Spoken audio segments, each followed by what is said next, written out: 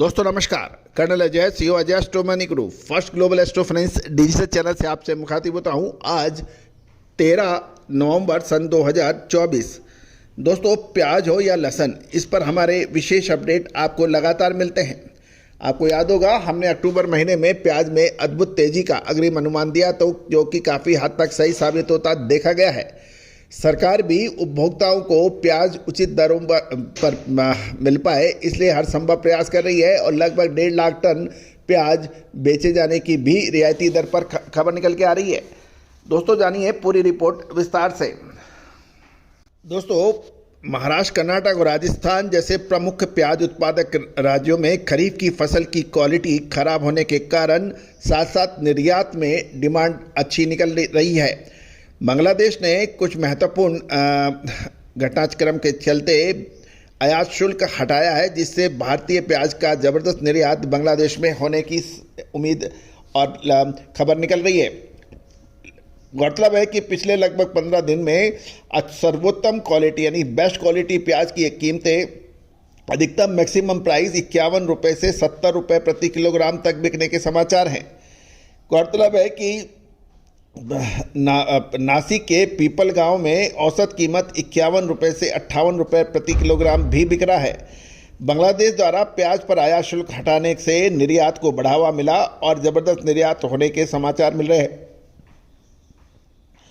गौरतलब है कि पिछले कुछ दिनों में प्रमुख शहरों में प्याज की कीमतें काफ़ी बढ़ गई, जिससे उपभोक्ताओं को बड़ी परेशानी हो रही है। थोक बाजारों में अच्छी क्वालिटी प्याज की कीमत 40 से 60 रुपये प्रति किलो से बढ़कर अब 70 से 80 रुपये प्रति किलो बताई जा रही है। कुछ दिनों में शहर में प्याज की कीमतें ज़बरदस्त इजाफा हुआ है। गौरतलब है कि उपभोक्ताओं को इससे बड़ी परेशानियां हो रही हैं, ताकि साथ साथ थोक बाज़ारों में भी अस्थिरता पैदा हो रही है। मेट्रो सिटीज जैसे बड़े शहर दिल्ली और मुंबई में प्रति किलोग्राम प्याज की कीमतें नवंबर महीने में 5 साल के उच्चतम स्तर पर पहुंचने के समाचार मिले हैं।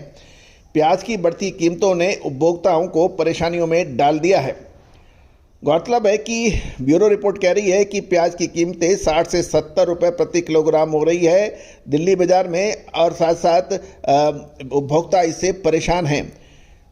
जबकि विक्रेताओं यानी बेचने वालों का कहना है कीमत बढ़ने के कारण बिक्री पर भी प्रभाव पड़ रहा है और लोग अब इसको सीमित मात्रा में ही खरीद रहे हैं। दूसरी ओर प्याज की कीमतों पर काबू करने के लिए सरकार ने दिवाली से पहले ही नाफेड व अन्य एजेंसियों के द्वारा बफर स्टॉक से प्याज की बिक्री रियायती दरों पर शुरू कर दी है। अब तक बफर स्टॉक में लगभग 1.5 लाख टन प्याज की बिक्री होने के समाचार भी मिल रहे हैं। दोस्तों, प्याज की कीमतें बढ़ने का प्रमुख कारण अक्टूबर महीने में बारिश के कारण मानसूनी प्याज की फसल बड़े काफ़ी पैमाने पर बर्बाद हुई, जिसके कारण बाज़ारों में प्याज की कीमतें बढ़ी हैं। दोस्तों, आपको याद होगा, हमने जून जुलाई में ही आपको अक्टूबर महीने में बरसात जारी रहने की अग्रिम विश्लेषण दिया था, जो कि अक्षर सत्य साबित हुआ और अक्टूबर महीने में प्याज की फसल इससे प्रभावित हुई। इससे बाज़ारों के अंदर प्याज की कीमतें आसमान छूने लगी और ये 5 साल के उच्चतम स्तर पर नवंबर महीने में देखी गई है। अब महत्वपूर्ण बिंदु ये है कि क्या प्याज पर अब मुनाफा वसूल करना चाहिए या फिर रुकना चाहिए। कहा जाता है कि समय पे माल खरीदना और समय पे माल बेचना, ये 2 महत्वपूर्ण बिंदु व्यापार व्यवसाय के लिए होते हैं। आपने माल तो खरीद लिया, लेकिन आप माल बेच नहीं पाए, और ऊंचे भावों पे यदि आपने नहीं बेच पाए तो उसके बाद फिर बुरा हाल हो जाता है। और यदि आपने सही समय की तेज़ी का अग्रिम अनुमान नहीं लगाया तो आप माल ही नहीं खरीद पाते हैं।